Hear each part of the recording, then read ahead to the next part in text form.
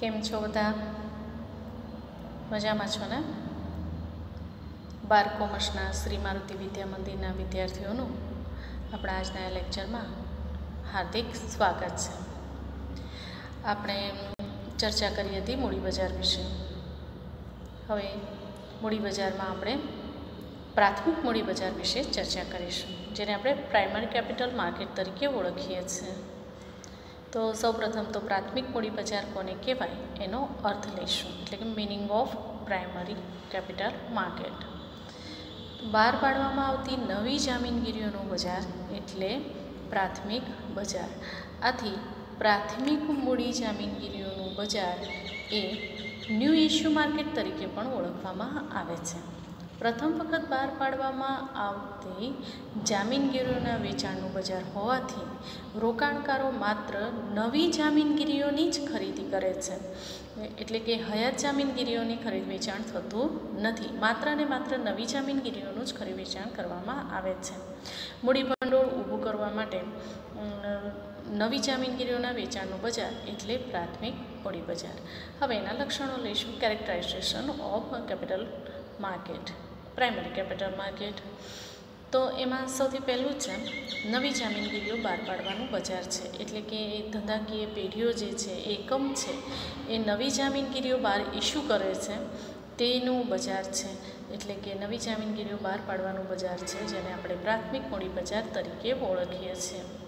બીજું છે નવી જામીનગીરીઓનું વેચાણ થાય છે અને રોકાણકારો ખરીદી શકે છે, કારણ કે જો વેચાણ ન થતું હોય તો ખરીદી શક્ય જ નથી, પણ વેચાણ થાય છે અને રોકાણકારો તેની ખરીદી કરી શકે છે. એટલે નવી જામીનગીરીઓના ખરીદ વેચાણની પ્રક્રિયા પ્રાથમિક મૂડી બજારની અંદર થતી હોય છે.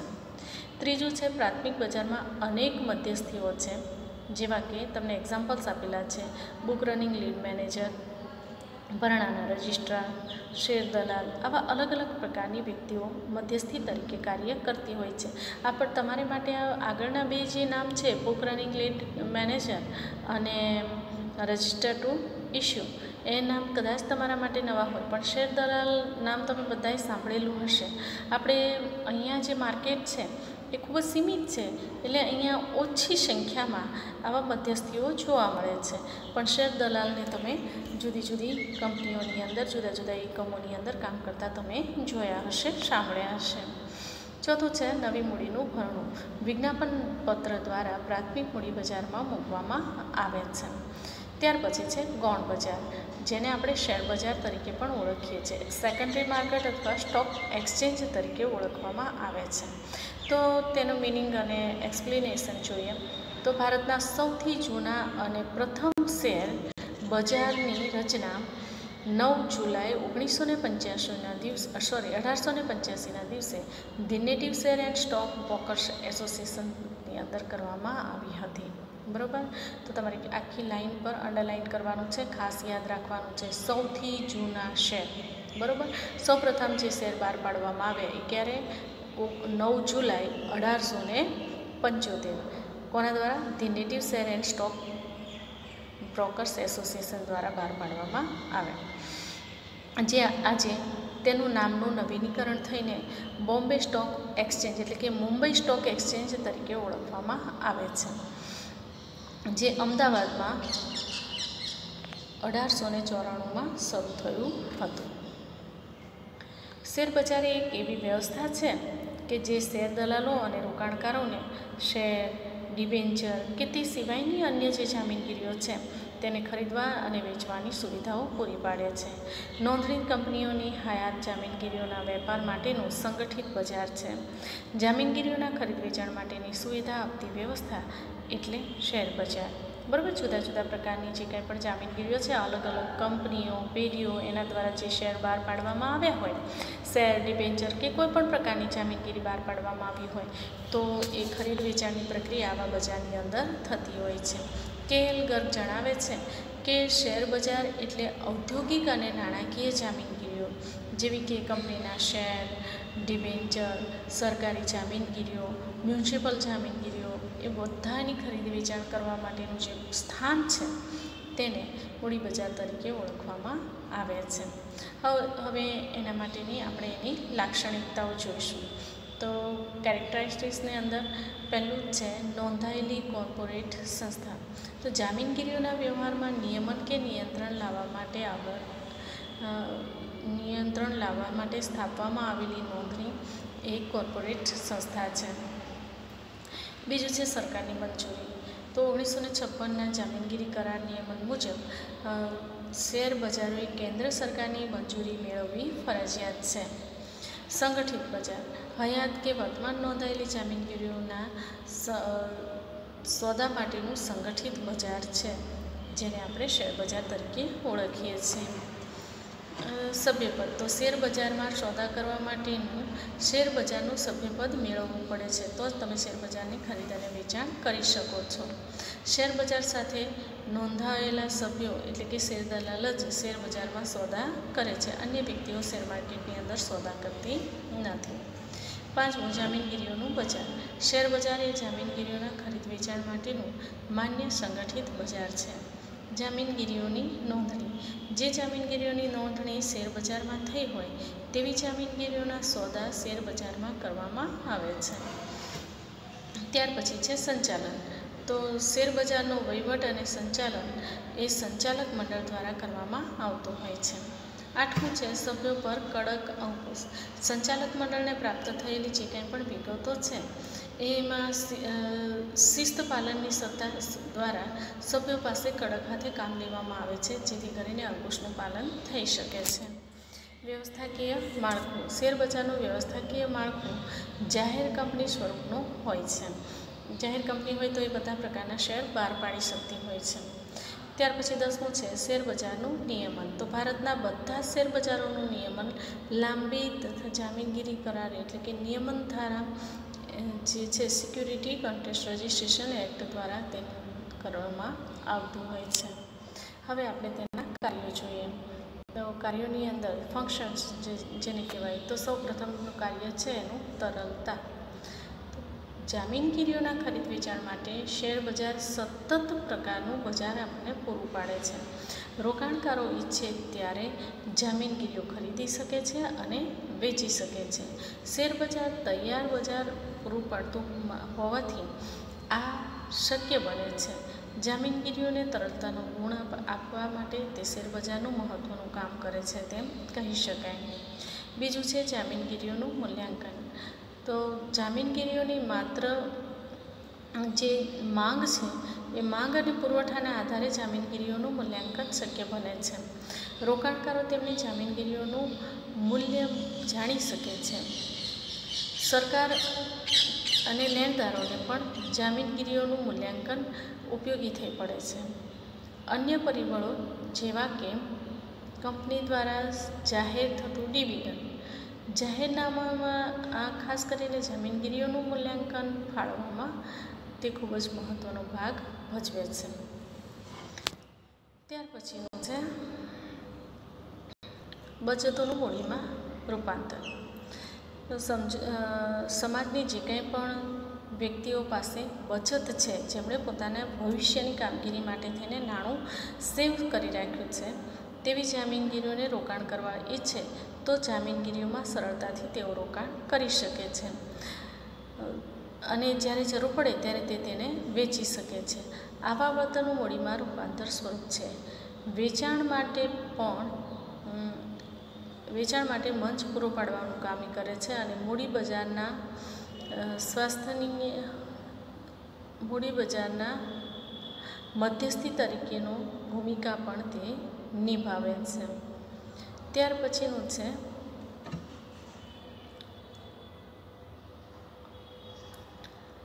મૂડી બજારનો વિકાસ. તો શેર બજારને કારણે પ્રજાની બચતોને ઔદ્યોગિક પ્રયાણ તરફ આપણે વાળી શકીએ છીએ. તેઓ પોતાની પાસે જે કંઈ પણ બચતો હોય એ બચતોને ફરીથી રોકાણ કરવા માટે રોકાણકારોને આપે છે. એટલે બચતોને ઔદ્યોગિક જે પ્રવાહ છે એની તરફ વાળી શકાય છે. કંપની સ્વરૂપના ઉદ્યોગો છે એ લાંબા ગાળાની મૂડી મેળવવા માટે આ બધી જામીનગીરીઓનો ઉપયોગ કરે છે. જનતાની બચતોને કંપનીની જામીનગીરીઓમાં દક્ષિણા માટે પ્રોત્સાહિત કરવામાં આવે છે, એટલે કે વેચાણ અને રોકાણ કરવા માટે તેઓને પ્રોત્સાહિત કરવામાં આવે છે. આથી મૂડી બજારના વિકાસ સાથે દેશનો આર્થિક વિકાસ પણ શક્ય બને છે. ત્યાર પછી છે પ્રવૃત્તિઓ કરવા માટેની સગવડ. તો તંદુરસ્ત સટ્ટો એ શેર બજારને જીવંત રાખે છે, એટલે કે બિલકુલ ગેરકાનૂની કર્યા વગર જે કાંઈ પણ કામગીરી અને રૂલ્સ એન્ડ રેગ્યુલેશન પ્રમાણે એ સોદા કરવામાં આવે તો તે માર્કેટને જીવંત રાખે છે. સટ્ટાના સોદા માટે કાયદાકીય માળખામાં રહીને જરૂરી સવલતો શેરબજાર દ્વારા પૂરી પાડવામાં આવે છે, પણ કેવી રીતે? કાયદાની મર્યાદામાં રહીને. ત્યાર પછીનું છે માહિતી પૂરી પાડનાર. તો વિવિધ પક્ષકારોને ઉપયોગી થઈ પડે તે પ્રકારની માહિતી શેરબજાર પૂરી પાડે છે. દાખલા તરીકે જામીનગીરીઓની કિંમતમાં થતા ફેરફાર, જામીનગીરીઓના ખરીદ વેચાણમાં પ્રાપ્ત વગેરે માહિતી રોકાણકારો, કંપનીઓ, સરકાર વગેરે મળીને સેબીને પણ ઉપયોગી થઈ પડે છે. આ બધી માહિતી સરકારને આર્થિક નીતિ, નાણાકીય નીતિ એ બધાના ઘડતર માટે ખૂબ જ ઉપયોગી થાય છે. આ ઉપરાંત કંપની અને રાષ્ટ્રની આર્થિક પરિસ્થિતિ અને વિકાસ સૂચવે છે. દેશની આર્થિક પરિસ્થિતિ દર્શાવતો અરીસો એ આ મૂડી બજાર છે. આથી જે કોઈ પણ શેરબજારને દેશની આર્થિક પરિસ્થિતિ દર્શાવતી પારાશીશી પણ તેને કહેવામાં આવે છે, કારણ કે શેર માર્કેટના અપ્સ અને ડાઉન પરથી કંપનીનો પ્રોગ્રેસ અને તેનું જે કાંઈ પણ પ્રોબ્લેમ્સ હોય એના લીધે થઈને તેના શેરના બજારની અંદર માર્કેટમાં જે ભાવ ડાઉન થાય છે એ વિશેની સંપૂર્ણ માહિતી મેળવી શકાય છે, માટે તેને પારાશીશી તરીકે ઓળખવામાં આવે છે. 10મું છે જામીનગીરીઓની નોંધણી. કંપની તેની જામીનગીરીઓના સોદા શેરબજારમાં થાય તેમ ઈચ્છતી હોય તો કંપની તેની જામીનગીરીઓની નોંધણી શેરબજારમાં કરાવે છે. રોકાણકારોને નોંધણી જામીનગીરીઓમાં વધુ વિશ્વાસ હોય છે, એટલે તેઓ ડાયરેક્ટ તેનું રોકાણ કરતા હોય છે. રોકાણકારોની માર્ગદર્શન. તો નોંધાયેલી કંપનીઓની માહિતી શેરબજાર એકત્રિત કરીને જાહેર કરે છે. આ માહિતીના આધારે રોકાણકારો નિર્ણય કરી શકે છે કે કઈ કંપનીની જામીનગીરીઓમાંથી રોકાણ પાછું ખેંચવા જેવું છે અને કઈ કંપનીની જામીનગીરીઓમાં રોકાણ કરવા જેવું છે. આ અંગેની માહિતી મેળવવા માટે રોકાણકારોને તે માર્ગદર્શકરૂપ સાબિત થાય છે, જેથી કરીને રોકાણકારો તેમની પાસે રહેલી બચતોને યોગ્ય રીતે રોકાણ કરી શકે છે. હવે જોઈએ demat account. Concept of demat account. બરાબર, ડીમેટ એકાઉન્ટ ખાસ યાદ રાખજો, ભણવા બેસો ત્યારે તમારે તમારી ટેક્સ્ટબુક લઈને બેસવાનું. ડીમેટ એકાઉન્ટ એ શેર માર્કેટનો અનિવાર્ય હિસ્સો છે. તમારે જો બજારની અંદર જે જામીનગીરીઓને ખરીદ વેચાણ થાય છે એને ખરીદી કે વેચાણ કરવું હોય તો અનિવાર્યપણે તમારી પાસે ડીમેટ એકાઉન્ટ હોવું જોઈએ. ડીમેટ એકાઉન્ટ દ્વારા જ નાણાકીય લેવડ દેવડ કરવામાં આવતી હોય છે. તો ડીમેટ એકાઉન્ટ વિશેનો પરિચય આપણે કેળવીશું. ભૂતકાળમાં કંપનીઓ શેરહોલ્ડર્સને ભૌતિક સ્વરૂપે જ શેર એટલે કે ફિઝિકલ શેર આપતી હતી. આ શેર સ્થળ કાગળ સ્વરૂપે હોય, જેને આપણી સામાન્ય ભાષામાં શેર સર્ટિફિકેટ કહેવામાં આવતા હતા. એ કાગળના સ્વરૂપમાં હોય, જે ટાઈપ કરીને આપેલું હોય. કંપનીનું જે પેપર હોય એની ઉપર એ ટાઈપ કરેલું હોય અને ઉપર ઓથોરાઇઝ પર્સનની સાઇન કરેલી હોય. આ એ શેર સર્ટિફિકેટ છે કે જેના દ્વારા એમાં બધી વિગતો લખેલી હોય કે આ કિંમતના આટલા શેર તમે આ કંપનીના ખરીદ્યા છો અને ભવિષ્યમાં તમે આટલી રકમ મેળવવાને પાત્ર છો. હવે રકમ તો તમે કેવા પ્રકારના શેર ખરીદ્યા છે કે ડિબેન્ચર ખરીદ્યા છે એ બધાને આધારે તે નક્કી થતું હોય છે. તેના ડિવિડન્ડનો દર અને રકમ અને મુદત આ બધી બાબતો તેની અંદર દર્શાવેલી હોય છે. તો આને આપણે શેર સર્ટિફિકેટ તરીકે ઓળખીએ છીએ. કંપની ફેરબદલી માટે ફેરબદલી ફોર્મ ભરીને આપણે તેને ફેરબદલી કરી શકીએ છીએ, એટલે કે જે શેર હોય તે અન્ય વ્યક્તિને નામે ટ્રાન્સફર કરી શકાય છે. અને તેની સાથે ભૌતિક શેર કંપનીને મોકલવા પડતા હતા. પહેલાંના સમયમાં એવું હતું કે ફેરબદલી ફોર્મ ભરવાનું, ભૌતિક શેર મોકલવાના, પછી એ પાછા બીજાના નામે કરવાના, પછી એ તમારા નામે થાય. આવી બધી લાંબી પ્રોસિજર કરવી પડતી હતી. તો આ લાંબી અને કંટાળાજનક જે કંઈ પણ પરિસ્થિતિ છે એના બદલે આધુનિક સ્વરૂપમાં શેરની તકલીફો નિહાળવા માટે થઈને આ જામીનગીરીઓ એટલે કે શેર, ડિબેન્ચર, બોન્ડ અને સરકારી જામીનગીરીઓ આ બધાની જીવન જ્યોતને એ ઇલેક્ટ્રોનિક સ્વરૂપે જાળવી રાખે છે. એટલે આપણી પાસે પેપર વર્કમાં જે કાંઈ પણ સર્ટિફિકેટ્સ હોય કે જે કાંઈ પણ વસ્તુઓ હોય એ આપણે એને કમ્પ્યુટરલાઇઝ કરીએ છીએ અને સોફ્ટ કોપી તરીકે તેને સાચવી રાખે છે. એનું આખું નામ છે ડીમટીરિયલાઇઝેશન, એટલે કે ભૌતિક સ્વરૂપની જામીનગીરીઓનું કમ્પ્યુટર દ્વારા ઇલેક્ટ્રોનિક ડેટામાં ડીમટીરિયલાઇઝેશન એટલે કે ટૂંકા ગાળામાં ડીમેટ તરીકે તેને ઓળખવામાં આવે છે. ડિપોઝિટરી ધારો 1996 એ 1996નું જે એક્ટ છે એ અન્વયે રોકાણકારોને ભૌતિક સ્વરૂપે અથવા તો મટીરિયલ વાઇઝ સ્વરૂપે જામીનગીરીઓ ધારણ કરવાનો પ્રિન્સિપાલ પાસે ધારણ કરવાનો વિકલ્પ મળે છે. રોકાણકારે ડિપોઝિટરીની સેવા પ્રાપ્ત કરવી હોય તો તેણે ડિપોઝિટરી પાર્ટિસિપન્ટ એક્ટ પ્રિન્સિપલ પાસે ડીમેટ ખાતું ખોલાવવું પડે છે. ડિપોઝિટરી પાર્ટિસિપન્ટ એ ડિપોઝિટરીના પ્રતિનિધિ કે એજન્ટ તરીકે કાર્ય કરે છે. ડિપોઝિટરી પોતાના પ્રતિનિધિ કે અન્ય વ્યક્તિને મારફતે તે પોતાની જે કંઈ પણ ચીજવસ્તુઓ હોય ખાતે તો એવી રીતે તે કંપનીને ડિપોઝિટરી પાર્ટિસિપન્ટ અને ડિપોઝિટરી પોતાના પ્રતિનિધિને કે એજન્ટ મારફતે ડીમેટની સેવા આપે છે. રોકાણકારે ડીમેટ ખાતું ખોલાવવા માટેની વિનંતી કરતું ફોર્મ ભરીને ડિપોઝિટરી પાર્ટિસિપન્ટ આપવું પડે છે. તો આટલી બાબતો ખાસ યાદ રાખજો. ડીમેટ કોને કહેવાય તે યાદ રાખજો. ડીમેટનો પ્રશ્ન વારંવાર પરીક્ષામાં પૂછાય છે. નો પરિચય મેળવ્યા પછી આપણે હવે ડિપોઝિટરી કોને કહેવાય તે વિશેનો અભ્યાસ કરીશું. જો આ બધી જ વસ્તુઓ ખાસ યાદ રાખજો. કમર્શિયલ ઇકોનોમિકલ કોરસ્પોન્ડન્સ માટે આ બધી વસ્તુઓનું નોલેજ તમારી પાસે હોવું ખૂબ જ જરૂરી છે. તો સૌપ્રથમ ડિપોઝિટરી એટલે શું?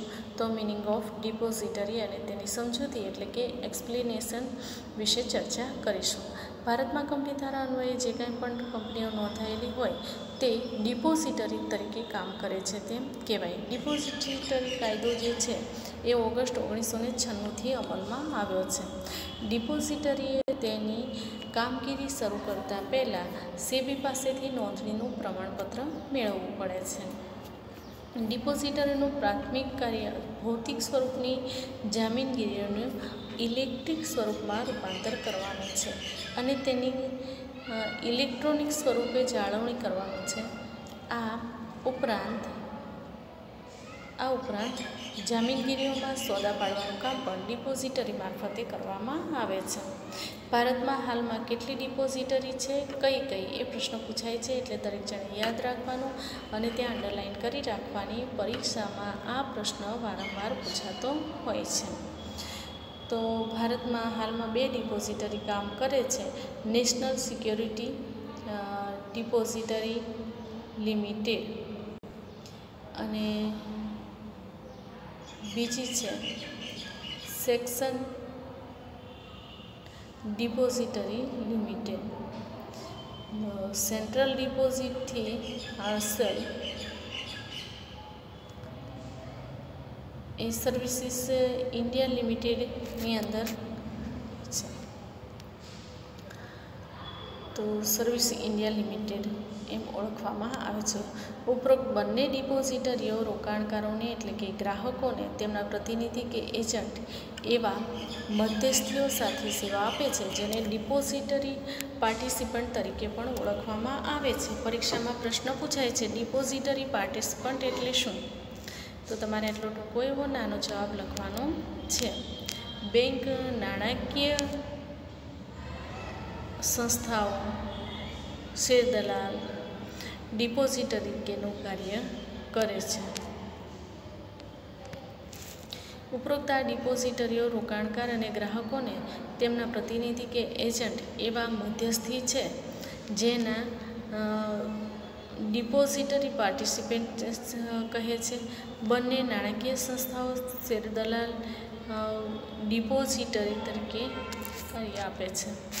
તો આવી રીતે અલગ અલગ પ્રકારના કાર્યો ડિપોઝિટરી દ્વારા આપવામાં આવતા હોય છે. બેંક, નાણાકીય સંસ્થાઓ, રોકાણકારો ડિપોઝિટરી તરીકે પાર્ટિસિપન્ટ તરીકે કામગીરી કરતા હોય તે બધાનો તાની અંદર સમાવેશ થાય છે.